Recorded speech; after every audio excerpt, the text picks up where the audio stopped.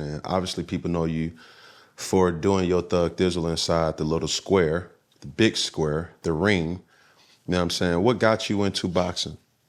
Listen, been an athlete my whole life. Started wrestling first. I love the competition. I like the competitiveness, right? So I was wrestling boys. And so after that, my dad's like, you want to try boxing? Ice box out there? You know, you too young for ice box? Ice box? Ice box. So there was a movie called Little Giants, and it was a girl. Her name was Icebox, but it's an unbelievable movie, by the way. Is Spike mistaken? Spike? Okay.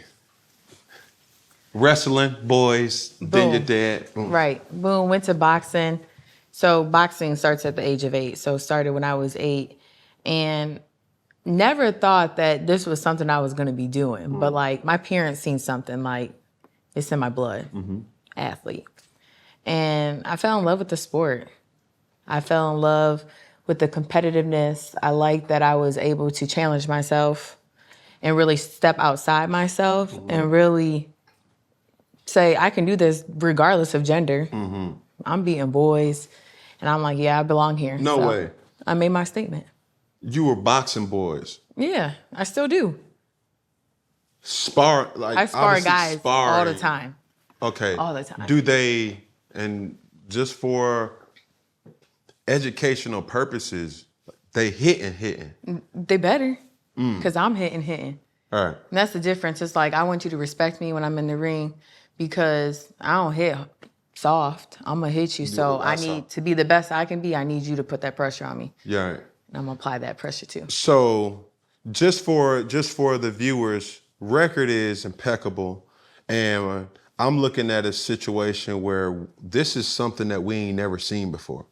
You know what I'm saying? Obviously, there is a respect in who you are. There's a respect of your sexuality. There's a respect in knowing that, shit, you that motherfucker. You know what I'm saying? How do you balance, or what's the niche with colliding two different worlds of being beauty and the beast?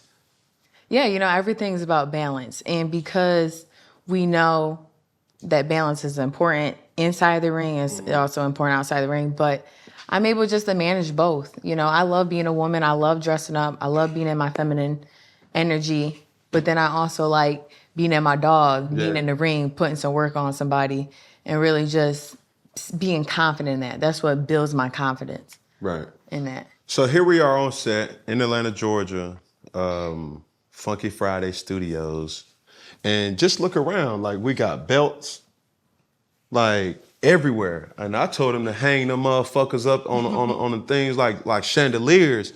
Like, what do you think about when you see that? And we're chasing one more belt as well, but at the same time, like right now where you are, how does it feel? Man, it's an unbelievable feeling. Like, I'm still trying to understand what that feeling is because I worked so hard to get to this moment. I love my belts, but I also know that these are just material things. For me, it's legacy. It's how I'm performing in the ring. It's what people are remembering as well. But it's a great feeling because I put the work in. I have the work ethic to do so, and I know that the work is never done. So absolutely. So with that being said, now the training regimen, and I really growing up, I idolized. Still to this day, I do too. Floyd Mayweather, right? One of my biggest idols to date has been Muhammad Ali.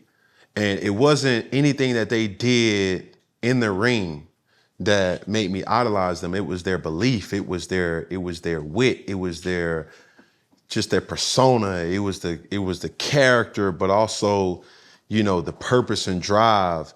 And similar to when I see you, it's like when the world seen you, and I was like, man, who the I'm speaking freely. I have a girl, so she could respect, just fine. Like, I said, who the fuck is this badass motherfucker on TV with these fucking buffs on, about to fight? Why the fuck she fight? I was like, every dude has an epiphany, you know what I'm saying, when he goes into a strip club. Not comparing you to a stripper, but I'm just stay with me now. You have to really eyeball somebody and say like, what you doing in here? When I seen you on TV, I was like, bro, what the fuck is she doing boxing? Can she box? Man, she too bad to get her ass knocked out now. So that's even the more reason why I was like, man, let me tune in to this motherfucker. Oh, she got hands, and she backing that shit up. You know what I'm saying? Like, how do you, like, where are we at with that bravado, with the culture behind you? You know, you say you from Detroit. It looked like you from Detroit, and you standing on that shit. How does that feel? It feels dope. I love that I'm in this position to do so, right? And like you mentioned, a lot of people didn't know up until like this last fight, like, who is this girl? Yeah. She looked good, but can she fight? Yeah.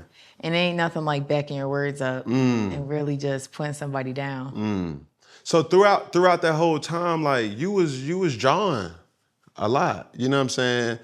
And I think you put the world on notice, but a lot of times I often, you know, from an athlete's perspective, I prefer boxing than UFC, but it's both combat sports. The thing that I see really, the entrance, walking up into the weigh-ins, and I can see in a person's eyes if that moment's too big for them.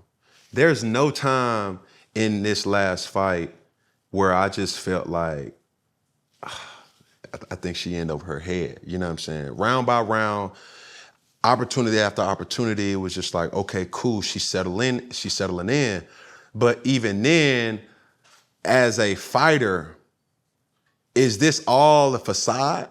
How do we get prepared for, or how do we tell ourselves through it all, like, this is my moment? Yeah, it all comes down to self. Like, I really got to believe in my abilities and what I'm doing, right? And so going into a fight like that at that magnitude, it's like you either got it or you don't. You either trained for it or you didn't. And I prepare myself well for this moment. And so it's just about standing in that moment and believing in that. And when you believe in that, like true wholeheartedly, it's a different animal. Of course. It's an internal feeling. And I experienced that when I first won my title, and then this fight when I became unified. So it's just been dope. Yeah.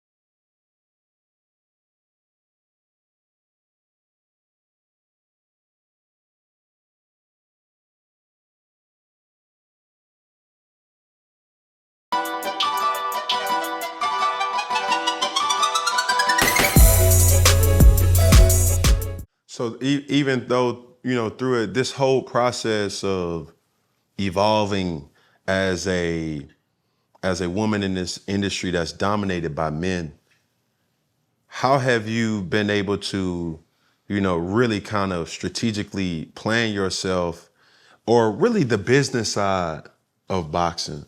You know what I'm saying? Even when we were on the phone leading up into, you know, this interview actually happening, I'm saying to myself, I'm like, damn, I didn't know that. Damn, the motherfuckers really be, you know, getting blackballed like that. But, you know, for you realizing as a young 8-year-old girl that just have a dollar and a dream, and then when you're thrusted into the limelight, what's the difference?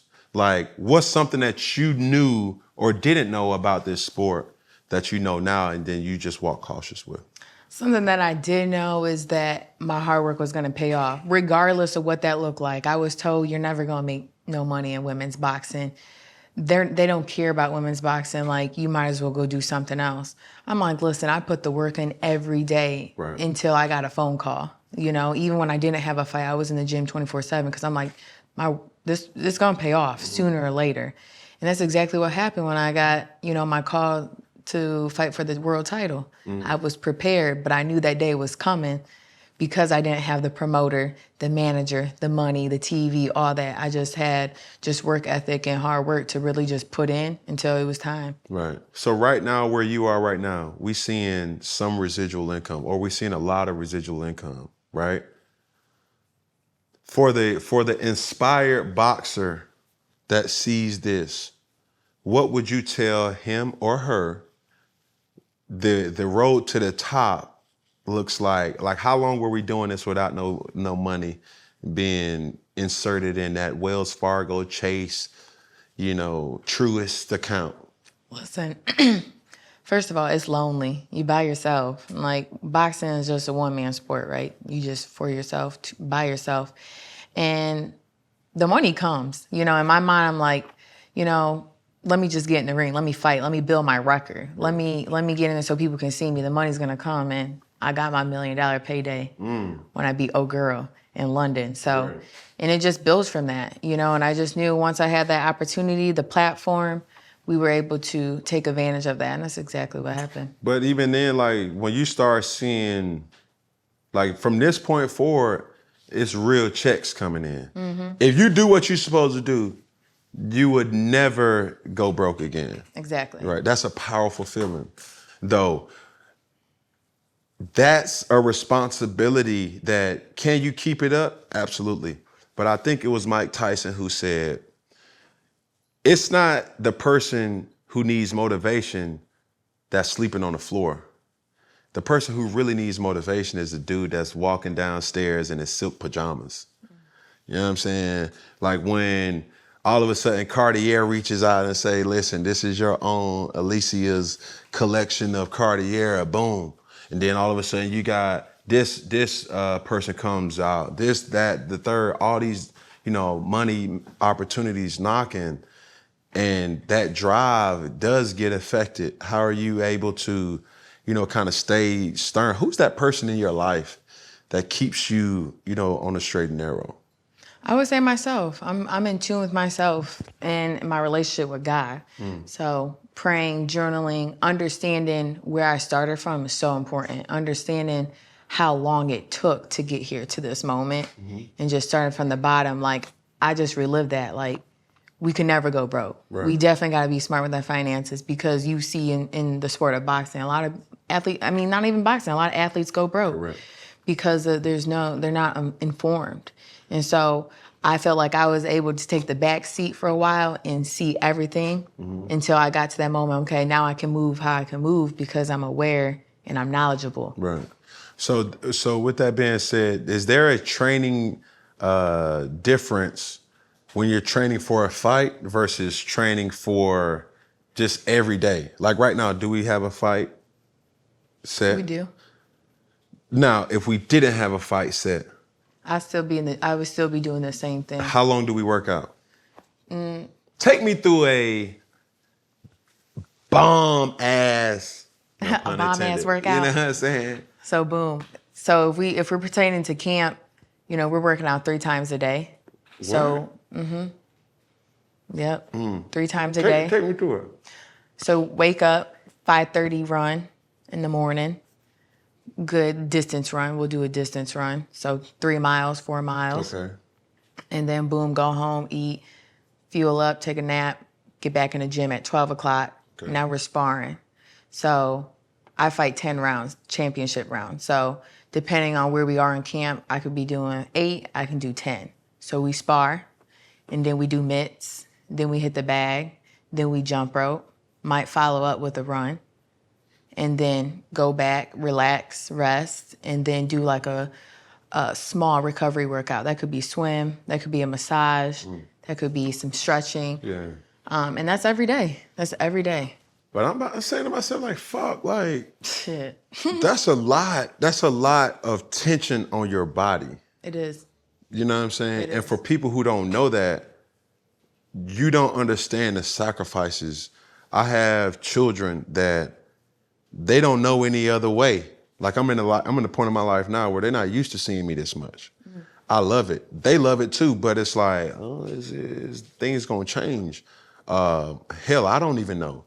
But whether children or not, you got cousins, you got brothers, you got sisters, you got family members, moms, dads, that, they are used to seeing you in a way that a lot of people aren't necessarily. They don't have the luxury to just pull up on you, let's go eat lunch. You know what I'm saying? No, I can't do that. I got to go work out, or I got to go spar. I got to go, recovery, this, that, and the third. And the simple fact that you're able to balance that, compartmentalize that, is something that I always, tip my hat off to any athlete, because everybody sees the Saturday night fights. You know what I'm saying? Everybody sees the weigh-ins, everybody sees the knockout, and I just want to thank my mom, my trainer, da-da-da-da. But it's the behind-the-scenes work that motherfuckers don't see. You don't just wake up and get all this. You know what I'm saying? Like, it's really hard No, work. it's a lot, but it's so worth it with knowing that something comes from that. Like, for instance, when I fought in London, the fight got canceled because the queen died, right? I had to go back into camp. I did another 5 weeks of camp. I was so overtrained, and I'm like, I'm just ready to fight, because you work harder in your training camp. The fight should be the fun part, the easy part, right? And so we went back for that extra 5 weeks, but it was so necessary. And I'm like, I'm a gym rat anyways. You know what I'm saying? So it was nothing to really get back in the gym. But it's when you have that lifestyle, when you make boxing a lifestyle, which I have since the age of 8, it shows. Yeah. There's no lacking. It does.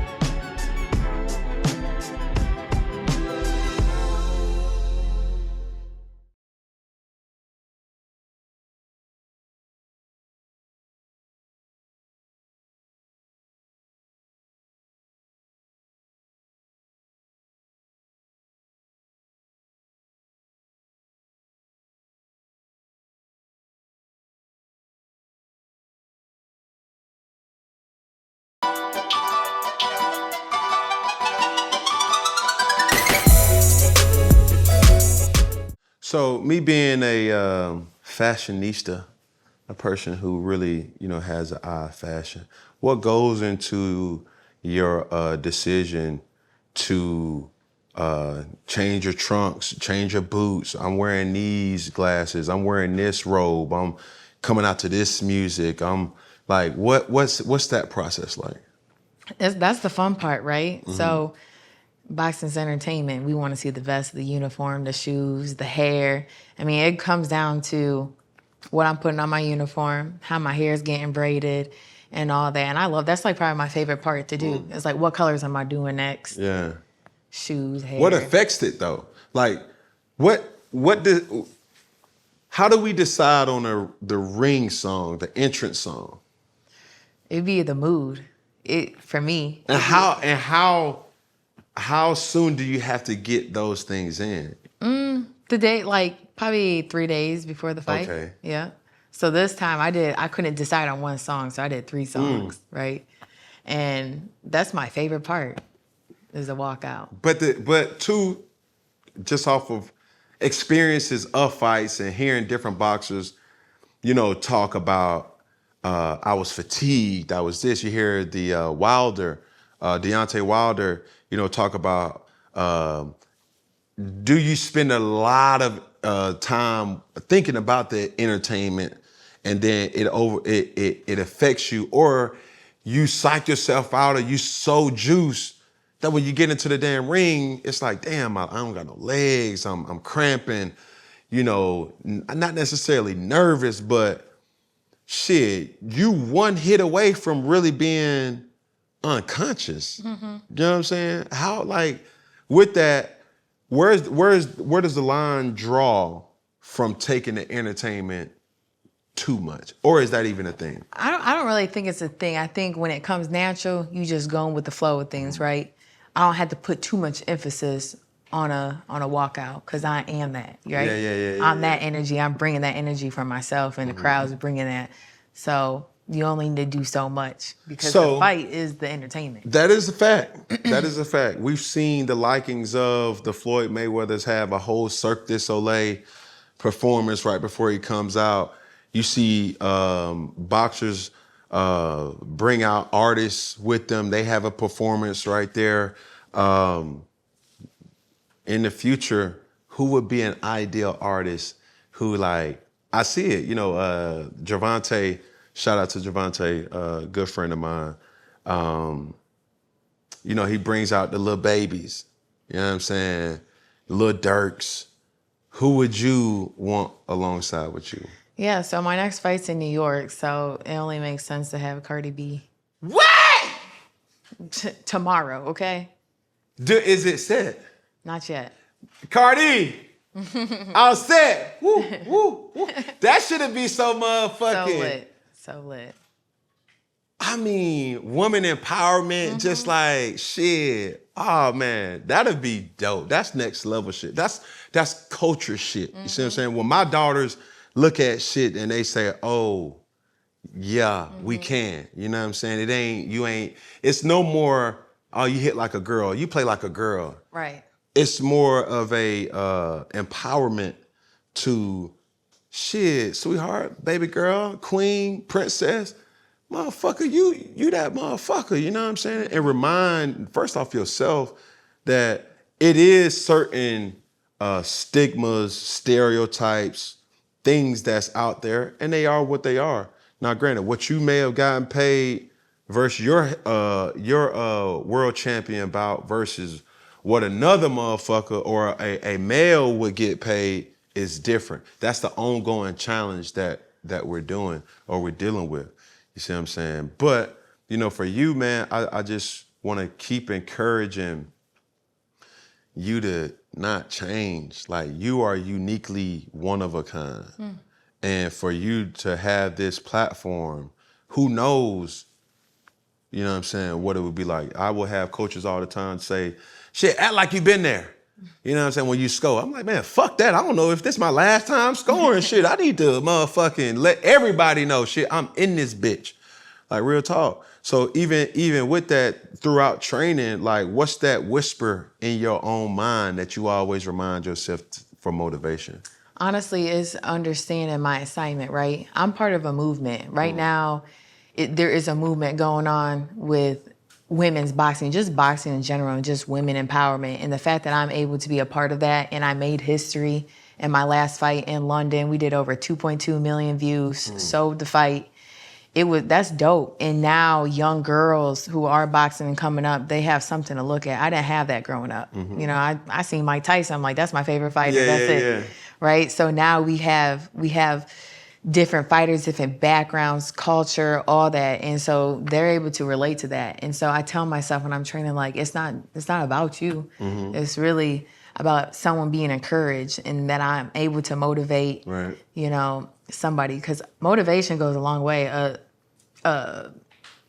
Telling somebody something can carry them. But even what you have to also remind yourself too, with status comes power. Heavy is the crown that holds the head, right? Or,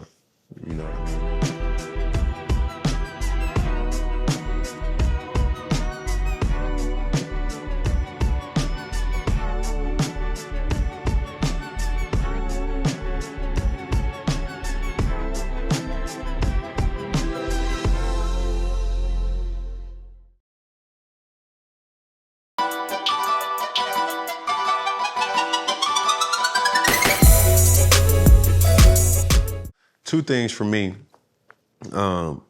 When was that aha moment, you know what I'm saying, where you was just like, oh shit? Or have you been starstruck yet? No, but I would say my last fight. Like, when people really do come up to me like, oh, can we get a picture? Oh my gosh, it's you. I'm like, yeah, it's just me. We can take a picture. Like, I'm just really humble, like knowing to be humble and just understand that, like, I'm out here, but You're a big deal. And oftentimes, do you remind yourself that? do you feel? Have you been able to process what you're embarking on? I would say not enough. I will say that I can be better with that. But it just puts me in a setting that there's so much more for me to accomplish, that I'm not there yet, and that there's so much more to show and for people to respect, that I'm just like, yeah, I'm not satisfied. I'm never satisfied. Right. Ever. So And also just who have you met that you was just like, oh fuck, hey, I could text so-and-so right now if I wanted to, but you know what I mean? We all have those type of moments. Who was it? I think it was when I seen Canelo. You know, Canelo, he's a great in the sport, right? We know that he fought Floyd. That was his only loss. And just to see him transition into the sport and see him grow from a loss, right? I've had a loss. I know what that feels like. Right. So we don't let a loss define us, right? And so when I see him, I'm like, oh, that's dope. And he's so dope. Like, he's a great fighter. Yeah. So we are talking about a combat sport. We're talking about a very physical sport, you know, whether it was sparring, whether it was actual fighting. When was that time when you really got dinged in the head? It's like, ooh, okay. You know what I mean? Like, how does that describe that feeling of, okay, I'm not okay, but I just got to make it to my corner. You know what I'm saying? honestly, I never had that feeling. Never had that feeling. I would say maybe in sparring, right? Maybe in sparring, if a guy hit me hard, I'm like, okay, bet, I'm gonna get that back. Yeah. But yeah, I never had that feeling because I just gotta stay on my shit. I gotta be sharp. But when do you know? I mean, from my perspective, throwing a football where you know, like, okay, that's that one's on the money, right? As a basketball player, I'm pretty sure Steph, similar to me, like when you shoot the three, it's like, oh, that's bread and butter right there. Boom. As like I describe boxing as chess, not to demonize or scrutinize or even say anything lesser than UFC, but you're setting up a person. You know what I'm saying? Yeah. When you know, like, okay, I got her ass, bro. Like, I know. Like, take us through. Let me explain to you. So Say boom, we in London. They call me up like, hey, we got a world title shot for you. Do you want the fight? I said, bet. It was late notice, but I'm like, I've been in the gym, I'm ready. Flew over there. She's the world champion over there, right? And first round coming out, nobody knows me. They're like, they don't know who I am. They're like, who is this girl? She confident as hell. Like, we don't know her, blah, blah, blah. But I came out first round just sharp as fuck. Boom, throwing my jab. They're like, okay, she's something different. I'm like, duh, right? And so, you know, first round goes by, second round, third round, you know, my coach is like, I need you, don't just throw the rock. You don't gotta launch it, just throw it, because I got natural power, right? So I'm learning my power. He was like, just throw the right hand. I'm like, okay. Fourth round comes, and I'm waiting, and she's coming in. I threw my right hand, boom, hit her right on the fucking button. And I just felt all this power like generate from my freaking feet all the way to my right hand. I'm like, damn, like I said, damn in my head. Yeah. Boom, hit her. She sleep on her feet. Like no one's ever seen someone get knocked out on their feet. So just like any fighter, you got to finish them, right? Right. So I come in with the hook, boom. Yeah. And that's what woke her up. But the ref, good thing for the ref, he's seen that and stopped it automatically. Right.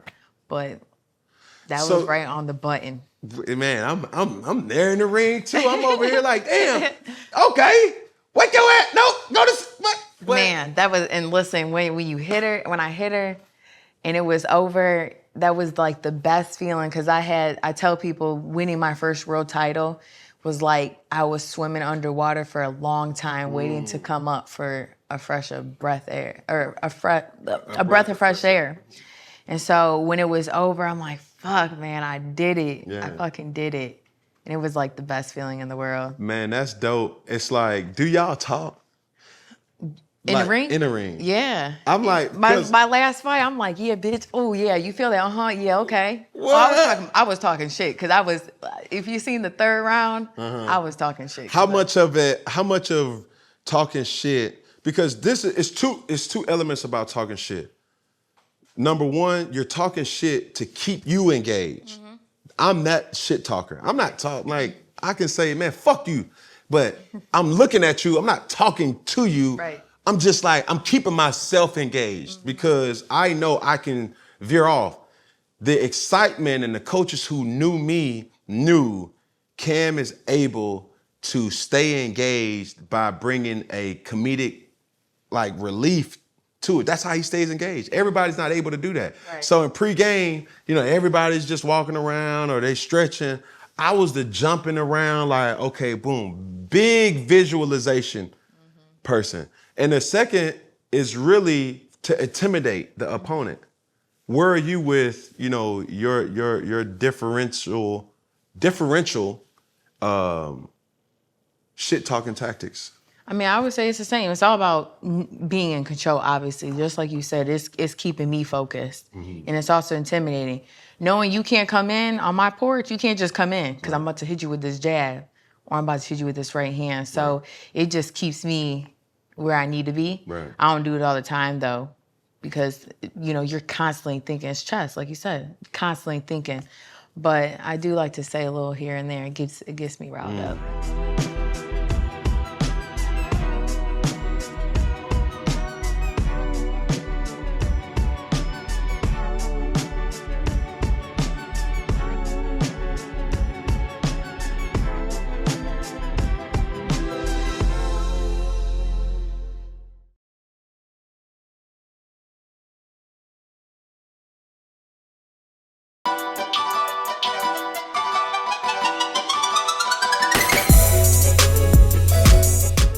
So hometown is Michigan, right? Do you see yourself? I'm actually from Fremont, Ohio, Charles Woodson. We there. But Sorry. no, it's all good. But I would say, do you see a fight ever happening in your home state? Absolutely. Okay. I already told them. Okay. I already told them. So they're like, yeah, we got you. Or do you take the Floyd route where it's like he's adopted a home of Las Vegas, you know what I'm saying? Or I feel like, with Gervonta, he's been able to say, I seen him go to, Baltimore, you know what I'm saying? Obviously his hometown. Then I seen him come to Atlanta. And I'm like, shit, you get more love in Atlanta than you get anywhere else, but at the same time, it's, anybody, you could be the villain, you could be whatever. You always want to go where you're loved. Right. Go where you love, not where you trying to be. Is I want to go where I'm appreciated. You feel me? So for you, as you navigate this whole ordeal, like where would that idealistic place be where it's like, okay, I'm the queen on the throne. Y'all got to come to me. And where would they be coming? Man, really anywhere. But like, if I had to choose, I would say New York, Michigan, Vegas. Yeah. Like I'm at the pivotal point where I'm able to really be in those settings where people are coming out because they want to see me fight. So shit, Atlanta, like I would love to fight here. Bro, it's needed. It's needed. Like as a culture, we control so much, but we don't own shit. You know what I'm saying? And it saddens me because we know what we have to do. We just don't always have the opportunity to do that. Right. The richest man wins, or in this case, the richest woman wins. When you're talking about production, when you're talking about just everything behind the scenes of the fight. And if you're able to just say, you know what, we're gonna do it, or be able to like have the status to green light something, you know what I'm saying? Where would you see the sport of boxing go towards really implementing more women in power? Yeah, I knew who I'm with now. I'm with Matchroom Boxing. Eddie Hearn, like I mentioned, he's put women's boxing on the map. Pays them. He puts them on television, main card. Like he's been doing that. And so I'm with the perfect promoter to really showcase that, to really elevate that. And so when you're able to do that and you're able to sell tickets, and be a main event, like that's where we start. That's where we're able to really push forward. Right. How were you able to also cipher through really going back to putting you first, right? Very attractive woman in a male-dominated sport. All right, you able to talk and say, all right, Alycia, like, how do I get ground? Like, what do I do outside of the sport that comforts me? I would just say just the time you put into self. Like, So not like, of course, like, oh, I'm a gym rat, oh, I want to run, oh. Like, all that shit cool. But where's the dude at? You know what I'm saying? Like, where's the, like, how would a guy be able to even shoot his shot? You see what I'm saying? Like, you in the stratosphere that you're very intimidating to the normal guy. You're not about to sit up here and be walking through Whole Foods and be like, oh shit, I just seen you on TV. Hey, what's going on? Like describe your ideal situation that would be for you. He must understand what, or this is how he has to act. What? first of all, you gotta be confident. You gotta be confident who you are and how you speaking to me, first off. Okay. And then I would think it was just I read energies. So I feel like your energy is gonna speak for itself, period. So I kind of really just go off of that, and Right. then it kind of we'll see where that goes. So even with, I know, man, this just me putting on my big brother hat, my, you know what I'm saying, my friend hat. I know them DMs been jumping out the bando. You feel me? Jumping. Dominique Dawes, right? Like, what gives access or clearance to, okay, I like him, or I'm gonna entertain the thought. Take me through it. It be if I want to or not. You feel me? In my stage of life, I really don't got no time for that because I'm married to the game. Like people are like, oh, you got a boyfriend? Da da da. I'm married to the game. Like Right. I really, it's so critical for me right now to be focused and centered and grounded. Right. I can get anybody I want. That's a I know fact. that. So That's a I'm fact. just like, it'll come when it comes. But if I wanted to, Yeah. Because you're in your dash right now. say it again. You're in your dash. Like, you were unified world champion from 2021 in that dash. Just that little bit. You in that dash where you do have to stay focused. You know what I'm saying? Everybody's not able to understand that. Right. So training at 2 a.m., training at 2 p.m., doing 3 a days, 2 a days, 4 a days, one hard one. It's like people that don't know won't know. Exactly. You know what I'm saying? Exactly. So for a person to come, hell, for the person that's in my life right now, she understands there's so many different segments of me. All right. Now, what I present to her is something that's completely different than the world, and that's what makes us work. But for you and your situation, it may be completely different than me and my situation. You have to understand, like, okay, you know, babe, whatever, boo, ski, or, you know, whatever, y'all are able to say, all right, shit, I'm training right now, I can't talk. Or I'm going over here, I can't talk.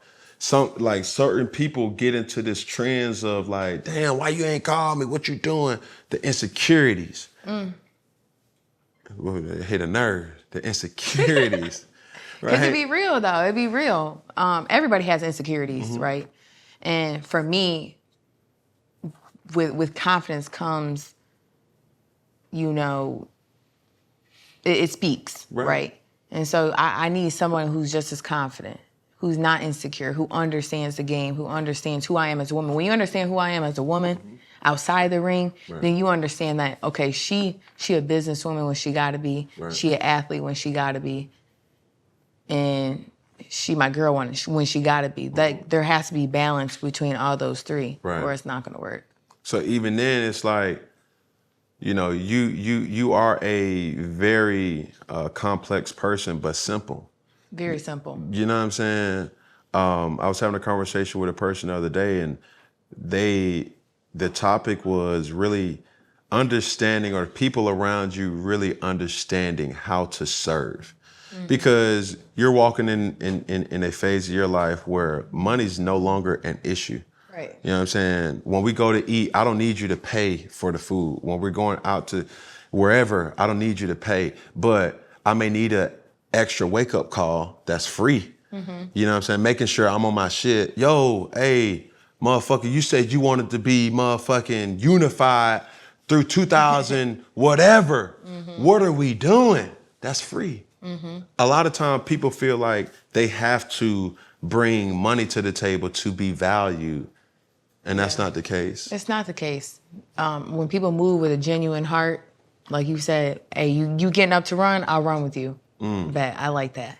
Cause you see my vision and it's nothing more. It's just genuine. So before we get out of here, you said something that I did want to talk about and we'll talk about vision. What's the vision for Baumgardner?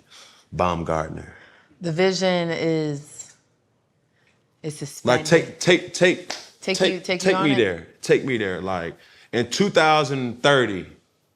2030? Yeah. Shoot, I'm thinking 23. Okay, come on. So with it. boom, 23. We get this unified, we get this undisputed fight. Okay. Alycia Baumgardner is the undisputed world champion at 130, right?